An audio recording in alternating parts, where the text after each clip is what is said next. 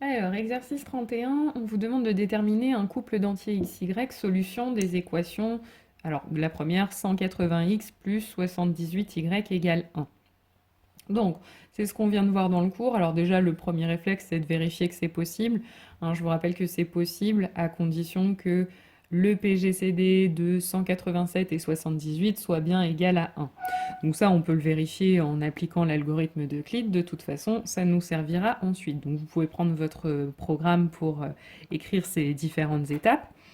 Et donc on s'aperçoit que le dernier reste, c'est bien 1. Donc d'après le théorème de Bezout, l'équation donnée a bien des solutions. Donc, on va essayer d'en trouver une, donc en remontant, en faisant la remontée des restes. Donc, premier reste, c'est 31.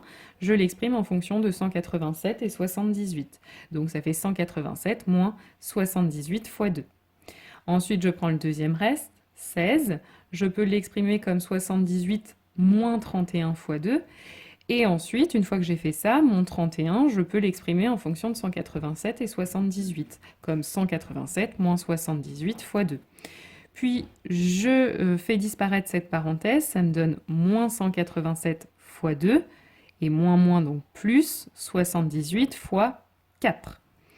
Et donc, je simplifie ensuite. 187, il n'y a qu'un seul paquet, hein, donc c'est moins 187 fois 2, donc ça fait 187 fois moins 2. Et puis 78, j'en ai un là, j'en ai 4 là, ça me fait donc 5 fois 78. Donc j'ai bien exprimé 16 en fonction de 187 et 78. Maintenant, je passe au reste suivant, 15. 15, d'après cette égalité, c'est 31 moins 16 fois 1, donc 31 moins 16. 31, je sais que c'est 187 moins 78 fois 2. Et puis, moins 16, du coup, ce sera 187 fois 2, cette fois-ci, moins 78 fois 5. Donc, des 187, j'en ai 1 là, 2 là, ça m'en fait 3. Des 78, j'en ai moins 2 là, moins 5 là, ça m'en fait moins 7. Et pour finir, dernier reste, 1. D'après cette égalité-là, c'est 16 moins 15 fois 1, donc 16 moins 15. Donc 16, je peux le réécrire 187 fois 2 moins 78 fois 5. Et puis moins 15, je peux le réécrire donc moins 187 fois 3. Et puis plus 78 fois 7. Ça me donne donc des 187, j'en ai moins 2, moins 3, ça m'en fait moins 5. Et des 78, j'en ai 5 plus 7, ça m'en fait 12.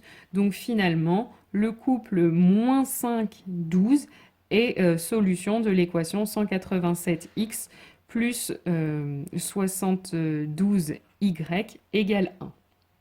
Et puis le petit b, ben, on recommence exactement la même chose avec une nouvelle équation. Donc première étape, il faut vérifier que 187 et 723 sont bien premiers entre eux.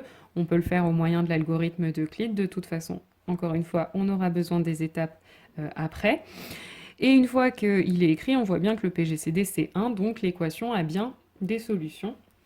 Maintenant, on va essayer d'en trouver une. Donc, premier reste, 162, que j'exprime comme 723 moins 187 fois 3. Ensuite, deuxième reste, 25, c'est 187 moins 162 fois 1, donc moins 162. Et 162, je l'exprime comme, enfin, moins 162, je l'exprime comme moins 723 plus 187 fois 3. Donc, des 187, j'en ai 1 plus 3, ça m'en fait 4, et moins 723.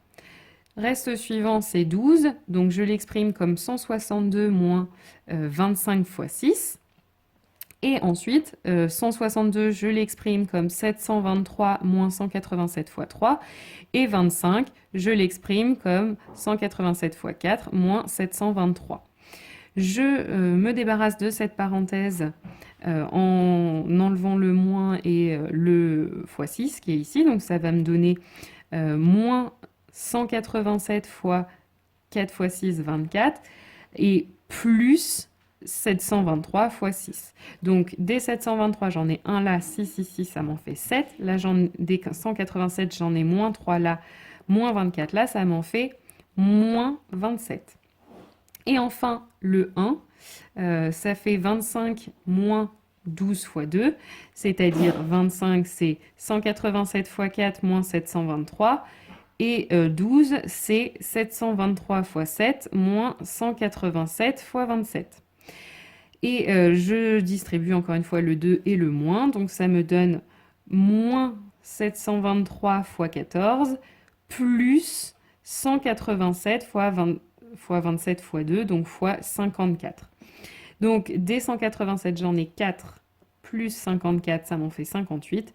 Et des 723, j'en ai moins 1 là et moins 14 là, ça m'en fait moins 15. Donc finalement, 58 moins 15 est solution de l'équation 187x plus 723y égale 1. Au passage, vous pouvez faire une vérification très simple sur la calculatrice. Une fois que vous avez terminé, vérifiez bien, vous tapez 187 fois 58 plus 723 fois moins 15. Vérifiez bien que ça donne 1. Et puis, même chose pour ce qu'on a écrit tout à l'heure, 187 fois moins 5 plus 78 fois 12. Vérifiez bien que ça fait 1. C'est bien le cas ici. Ensuite, exercice 36. On vous demande de déterminer tous les entiers n tels que quand on divise n par 60 et par 156, le reste soit égal à 15. Alors déjà, j'ai écrit ce que ça voulait dire. J'ai écrit en fait les divisions euclidiennes de n par 60 et par 156. À chaque fois, je sais que le reste est 15. Le quotient, attention à bien en choisir un différent, c'est pas forcément le même.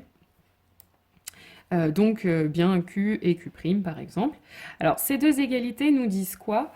Elles nous disent que 60, là j'ai n qui est égal à ces deux nombres à la fois, donc on peut déjà dire que 60Q plus 15 est égal à 156Q' plus 15. Et évidemment, je peux enlever 15 des deux côtés. Donc on peut en déduire que 60Q est égal à 156Q'. Et là, en fait, l'idée, c'est déjà d'essayer de simplifier au maximum cette égalité. Et comment je vais la simplifier au maximum? C'est en divisant par le plus grand entier possible, qui va donc diviser 60 et 156. Autrement dit, il faut diviser par le PGCD de 60 et 156, qui est 12 si vous le cherchez. Et en simplifiant donc par 12, on obtient 5Q égale 13Q'. Alors quel est l'intérêt d'avoir fait ça? C'est que maintenant, ce qu'on peut dire, c'est que, par exemple, 5 va être un diviseur de 13Q'. 13Q' s'écrit 5 fois quelque chose, donc 5 divise 13Q'. Et ça, c'est une première chose. Et en plus, 5 est premier avec 13, puisque c'est tous les deux des nombres premiers de toute façon. Donc, d'après le théorème de Gauss, 5 va diviser Q', c'est-à-dire que Q' va pouvoir s'écrire 5 fois K, avec K un entier. Et donc, ça veut dire que N va s'écrire, si je remplace maintenant Q' par 5K dans l'égalité de départ, N va s'écrire 156 fois 5K plus 15, c'est-à-dire va s'écrire 780K plus 15. Donc là, qu'est-ce qu'on vient de démontrer? On vient de démontrer que si N vérifie les conditions du problème, c'est-à-dire ces deux égalités-là, alors il est de la forme 780K plus 15. Donc maintenant, il faut vérifier que si N s'écrit sous la forme 780K plus 15, alors il satisfait bien au problème. Et c'est bien le cas, parce que si vous avez N qui s'écrit sous cette forme-là, vous pouvez le réécrire 60 fois 13K plus 15. Donc le Q initial, là, ici, vaut 13K. Et même chose, vous pouvez aussi écrire N sous la forme 156 fois 5K plus 15. Et donc, à ce moment-là, le Q', ce sera notre 5K. Donc, notre N vérifie bien les conditions du problème. Donc, on vient de démontrer que si N vérifie le problème, il peut s'écrire sous la forme 780K plus 15. Et s'il s'écrit sous la forme 780K plus 15, alors il satisfait aux conditions du problème. Donc, on a bien montré que les entiers n tels que quand on divise n par 60 et par 156, le reste est 15, sont les entiers de la forme 780K plus 15 avec K un entier.